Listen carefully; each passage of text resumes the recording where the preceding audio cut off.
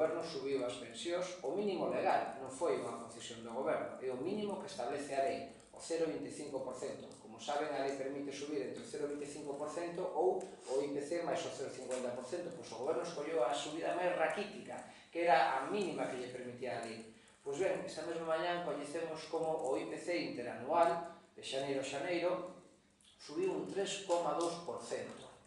Isto significa que en termos interanuais se produciu unha pérdida de poder adquisitivo para as pensións dun 2,95%. Se vamos aos datos concretos de Galicia, un pensionista ou unha pensionista media en Galicia cobra 771 euros. Isto significa que con estes dous datos coñecidos hoxe temos que en termos anuais un pensionista galego, unha pensionista galega perdeu 273 euros de poder adquisitivo. Ao cabo do mes, 22,7 euros. En termos de porcentaxe, un 2,95% de poder adquisitivo. Isto é para ser satisfeitos. Os nosos maiores, as nosas maiores, os nosos pensionistas seguen perdendo dereitos, seguen perdendo calidade de vida, e para iso para nós é inaceptable.